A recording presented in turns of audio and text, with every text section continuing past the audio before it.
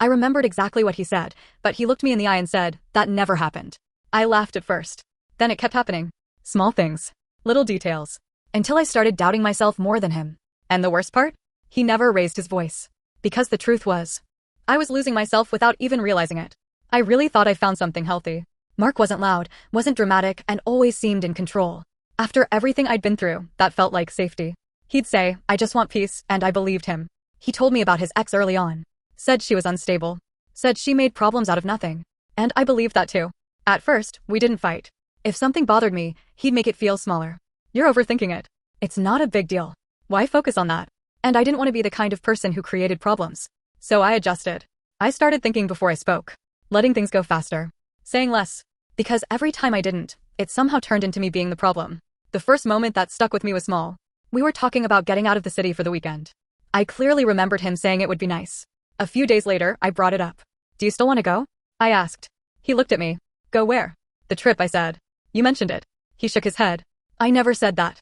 I froze. "Yes, you did," I said. "We were sitting on your couch." He smiled, calm as ever. "No, that was you. You're mixing things up again." That phrase stayed with me. Because it didn't feel like a disagreement. It felt like I was just wrong. And it kept happening. Conversations I remembered didn't exist. Plans we talked about were never discussed. Every time, I'd hesitate, then doubt myself, then let it go. I even started checking old messages just to be sure. Sometimes I found proof. Sometimes I didn't. And when I didn't, I felt like I was losing my grip on what was real. My friend Emily noticed. She said I seemed quieter. Then she told me her ex was the same. Always calm. Always reasonable. But somehow everything became her fault. I told her Mark wasn't like that. But I wasn't sure anymore. The moment everything clicked wasn't a fight. It was another small moment. I said something I knew was true. And he said, "That never happened." Again. But this time, I didn't back down.